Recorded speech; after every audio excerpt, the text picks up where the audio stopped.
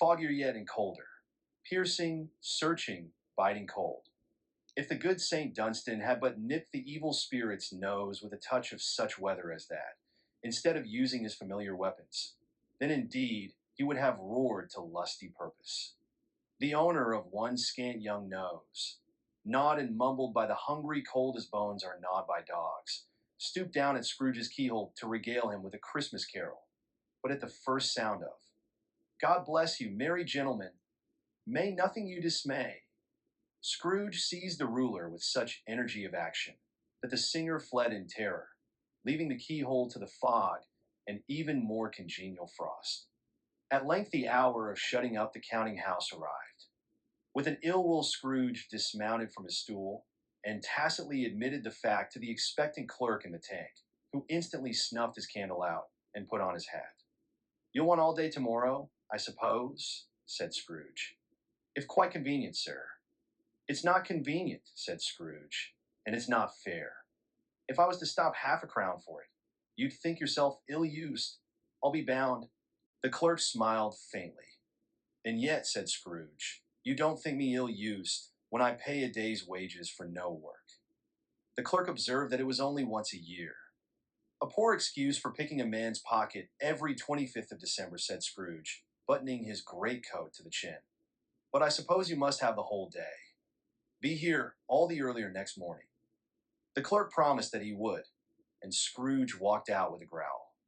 The office was closed in a twinkling, and the clerk, with the long ends of his white comforter dangling below his waist, for he boasted no greatcoat, went down a slide on Cornhill.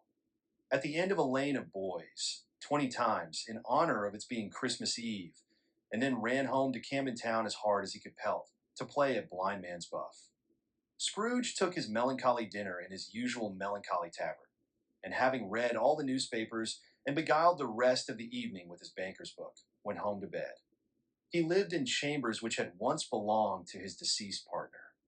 They were a gloomy suite of rooms in a lowering pile of building up a yard where it had so little business to be that one could scarcely help fancying it must have run there when it was a young house, playing at hide-and-seek with other houses, and forgotten the way out again. It was old enough now, and dreary enough, for nobody lived in it but Scrooge, the other rooms being all let out as offices. The yard was so dark that even Scrooge, who knew its every stone, was fain to grope with his hands. The fog and frost so hung about the black old gateway of the house that it seemed as if the genius of the weather sat in mournful meditation on the threshold. Now, it is a fact that there was nothing at all particular about the knocker on the door, except that it was very large. It is also a fact that Scrooge had seen it, night and morning, during his whole residence in that place. Also that Scrooge had as little of what is called fancy about him as any man in the city of London, even including, which is a bold word, the corporation, alderman, and livery. Let it also be borne in mind that Scrooge had not bestowed one thought on Marley since his last mention of his 7 years dead partner that afternoon. And then let any man explain to me, if he can, how it happened that Scrooge, having his key in the lock of the door, saw in the knocker, without its undergoing any intermediate process of change, not a knocker, but Marley's face. Marley's face. It was not an impenetrable shadow as the other objects in the yard were, but had a dismal light about it, like a bad lobster in a dark cellar. It was not angry or ferocious, but looked at Scrooge as Marley used to look, with ghostly spectacles turned up on its ghostly forehead. The hair was curiously stirred, as if by breath or hot air, and, though the eyes were wide open, they were perfectly motionless. That, and its livid color, made it horrible, but its horror seemed to be in spite of the face and beyond its control, rather than a part of its own expression.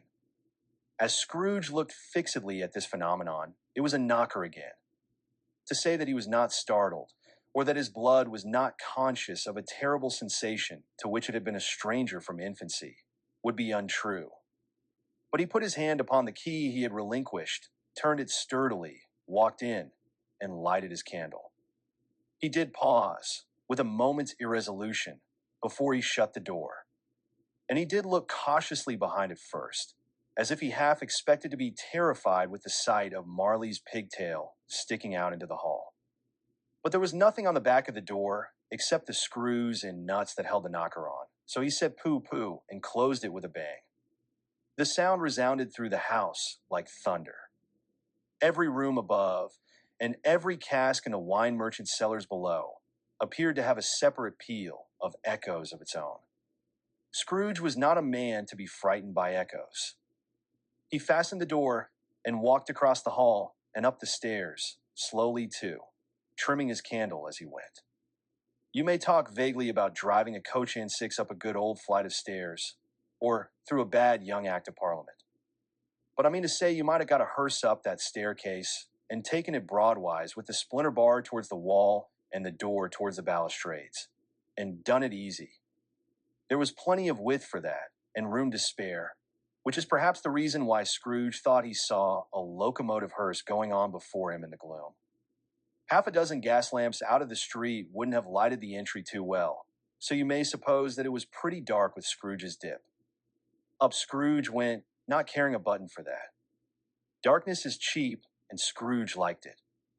But before he shut his heavy door, he walked through his rooms to see that all was right. He had just enough recollection of the face to desire to do that. Sitting room, bedroom, lumber room. All as they should be. Nobody under the table, nobody under the sofa. A small fire in the grate. Spoon and basin ready, and the little saucepan of gruel Scrooge had a cold in his head upon the hob. Nobody under the bed. Nobody in the closet. Nobody in his dressing gown, which was hanging up in a suspicious attitude against the wall. Lumber room as usual. Old fire guard, old shoes, 2 fish baskets, washing stand on 3 legs, and a poker. Quite satisfied, he closed his door and locked himself in, double-locked himself in, which was not his custom. Thus secured against surprise, he took off his cravat, put on his dressing gown and slippers and his nightcap, and sat down before the fire to take his gruel. It was a very low fire indeed, nothing on such a bitter night. He was obliged to sit close to it and brood over it before he could extract the least sensation of warmth from such a handful of fuel. The fireplace was an old one, built by some Dutch merchant long ago, and paved all round with quaint Dutch tiles, designed to illustrate the scriptures. There were Cains and Abels, Pharaoh's daughters. Queens of Sheba, angelic messengers descending through the air on clouds like feather beds. Abraham's Belshazzars, apostles putting off to sea in butterboats. Hundreds of figures to attract his thoughts, and yet that face of Marley, 7 years dead, came like the ancient prophet's rod and swallowed up the whole. If each smooth tile had been a blank at first, with power to shape some picture on its surface from the disjointed fragments of his thoughts, there would have been a copy of old Marley's head on every one. Humbug, said Scrooge, and walked across the room. After several turns, he sat down again. As he threw his head back in the chair, his glance happened to rest upon a bell, a disused bell, that hung in the room, and communicated for some purpose now forgotten with a chamber in the highest story of the building. It was with great astonishment, and with a strange, inexplicable dread, that as he looked, he saw this bell begin to swing. It swung so softly in the outset that it scarcely made a sound, but soon it rang out loudly, and so did every bell in the house. This might have lasted half a minute, or a minute, but it seemed an hour. The bells ceased as they had begun, together. They were succeeded by a clanking noise deep down below, as if some person were dragging a heavy chain over the casks in the wine merchant's cellar. Scrooge then remembered to have heard that ghosts in haunted houses were described as dragging chains. The cellar door flew open with a booming sound, and then he heard the noise much louder on the floors below, then coming up the stairs, then coming straight towards his door. It's humbug still, said Scrooge. I won't believe it. His color changed, though, when, without a pause, it came on through the heavy door and passed into the room before his eyes. Upon its coming in, the dying flame leaped up, as though it cried, I know him, Marley's ghost, and fell again. The same face, the very same. Marley in his pigtail, usual waistcoat, tights and boots, the tassels on the latter bristling, like his pigtail and his coat skirts and the hair upon his head. The chain he drew was clasped about his middle. It was long and wound about him like a tail, and it was made for Scrooge observed it closely of cash boxes, keys, padlocks, ledgers, deeds, and heavy purses wrought in steel. His body was transparent, so that Scrooge, observing him, and looking through his waistcoat, could see the two buttons on his coat behind. Scrooge had often heard it said that Marley had no bowels, but he had never believed it until now. No, nor did he believe it even now, though he looked the phantom through and saw it standing before him, though he felt the chilling influence of its death-cold eyes, and marked the very texture of the folded kerchief bound about its head and chin, which wrapper he had not observed before. He was still incredulous, and fought against his senses. "How now?" said Scrooge, caustic and cold as ever. "What do you want with me?" "Much." Marley's voice, no doubt about it. "Who are you?" "Ask me who I was." "Who were you then?" said Scrooge, raising his voice.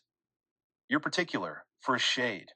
He was going to say, to a shade, but substituted this, as more appropriate.